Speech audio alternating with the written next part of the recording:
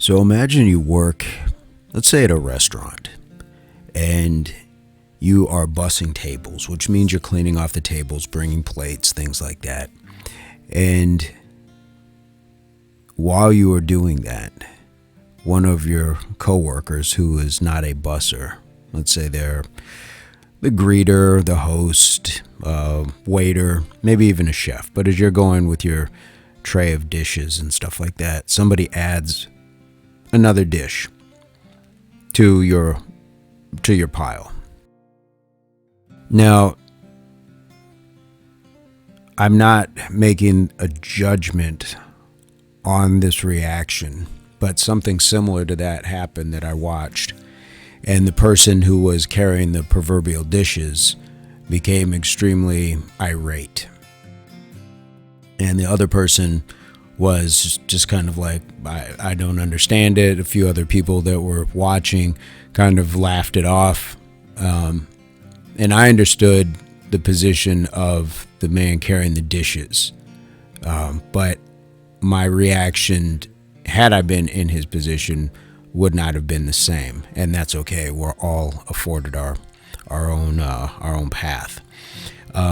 So where I'm going with this is, as I talk to the person who put the plate on the stack, he kind of, in his own way, was matching the hostility. He wasn't as outright about it.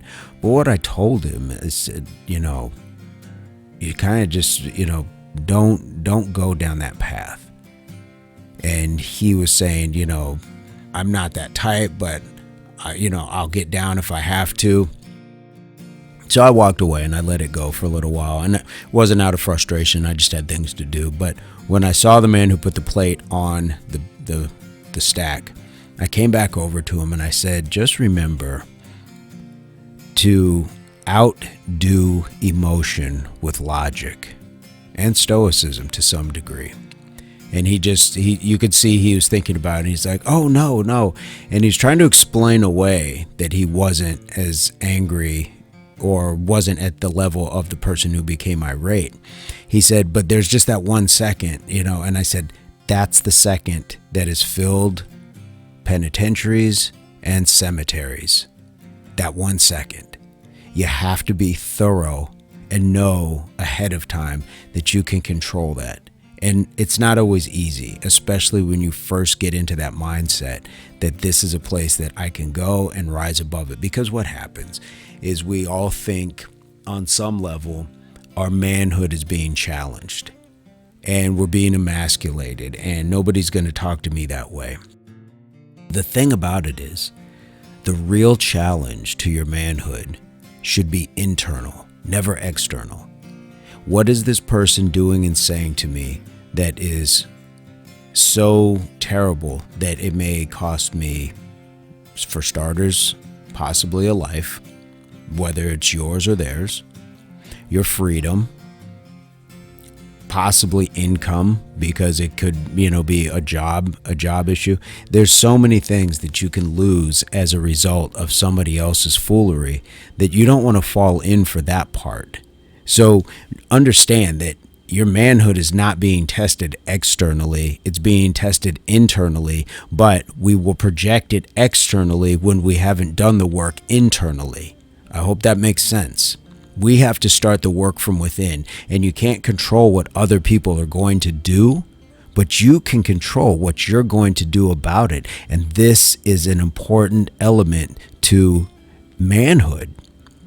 Not just manhood, but humans, but I'm talking to men, hopefully young men, but there's also a lot of men, let's just say the age 30 and over, who don't know this, who weren't shown these lessons, or who haven't gotten to those points to let that part of life really mature them.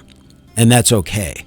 But what I'm doing, what I'm speaking to, what I'm going to continue to share is lessons that I've seen firsthand, lessons that I've learned firsthand, and hopefully the conclusions that I've come to, the things that I've gone through, the losses that I've taken, the wins that I've been gracious enough to go through are ones that I can share, and then other people can say, you know what, I see a lot of that, I recognize that, and I can hopefully make better choices based off of what I'm being shown. The same way if somebody shows you better tips on driving or fixing your car or finances, some of the best advice you'll get from financial, wizards are people who were broke at one point. That went broke and bounced back. They figured out how to do it again. Sometimes just doing it once isn't enough. So while we have these options, these opportunities to not only share information, we should also receive information. And that goes for me, starting with myself. Being able to accept information from other people, which I graciously do because I am blessed to have other men around me who have done it and are doing it at a higher level financially. And I'm not about just chasing the money, but there are men that I'm grateful for because I see how they operate as fathers. And there's places where I blueprint how I parent based off of what I've seen them do. Some of these men had children before I did, and some of them have had children after, and they're still excellent fathers. So we can all take note from people around us. It's not a hard thing to do. We shouldn't have that much pride, that much ego to where we can say, I know it all. Nobody knows it all. And the more you know, the more you realize you don't know as much as you think. So I'm not going to drag this on, but I think that the lesson for today really is to don't match their emotional energy.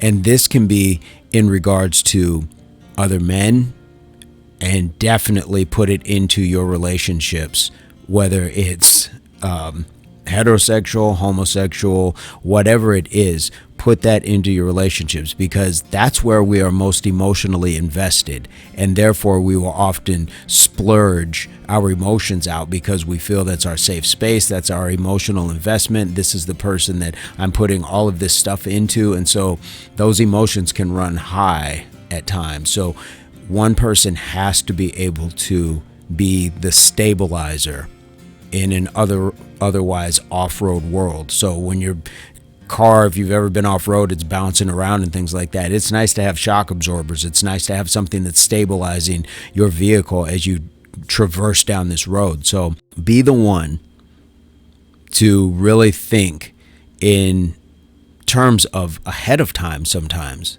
when you know what you potentially deal with people that you see on a regular basis, whether it's in personal life or professional life, you have a cheat code. You know what you can expect from most people. Most people are already who they are. Their character is what it is. Their behaviors are what they are. And you have the ability to see almost their moves before they make their moves. Therefore, it allows you to be able to say, if they do this, I know I can do that, and I can walk away from it, or I don't have to be confrontational. Now, the tests are when it's somebody in the drive-through, somebody at the grocery store, somebody at your children's ball game, things like that. Those are a little bit different in the form of testing, but you still know what you will do in that moment.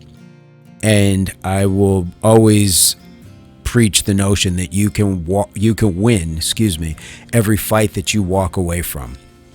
Now, if somebody's putting their hands directly on you, those you love, that's a different story.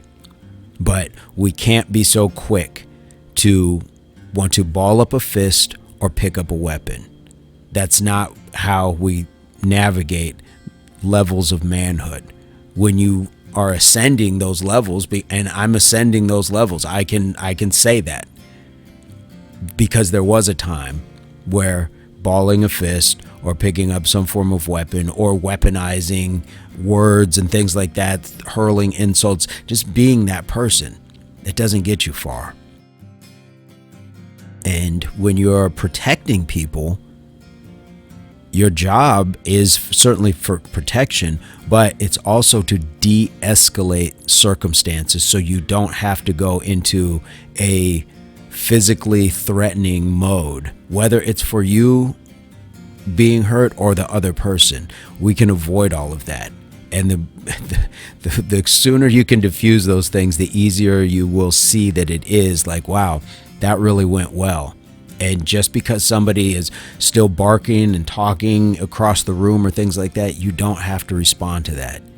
Allow that your stoicism and logic, your logic is going to tell you, yes, that person's yelling, but they're clear over there. They're calling me names. What did we learn from a very early age? Sticks and stones may break my bones, but names will never hurt me. So when they're saying those things, don't let it be a shot at your manhood or it's emasculating you. Why? Because you know who you are. When you know who you are, then you know that other people trying to degrade you, it doesn't hit, it doesn't stick. And that's the message that we really want to take forward with ourselves. We need to get to know ourselves and be completely content with ourselves, comfortable with ourselves, and continue to grow and cultivate ourselves to where when somebody who doesn't really know us, even if you work with them or see them every day, your neighbor or a family member, they don't know everything you have going on. And even if they do, it's still not a place to bow to their control, because if you give in and you go do something that you may regret, you've given them control over you. Don't give your control away. That's your greatest power. The greatest weapon you have is not your balled up fist, and it's not what's in your glove compartment or on your hip. It's between your ears. It's your mind. That's why the pen is greater than the sword, because the pen is from the mind. It's just the instrument that transfers what's in the mind onto paper. Keep that in mind. I'm going to not go on too long because I don't want these segments to be super long. I just want them to be things that we can listen to and think upon. So if you like this content, I would appreciate hearing your story, something similar to this, and leave it in the comments. That would be awesome.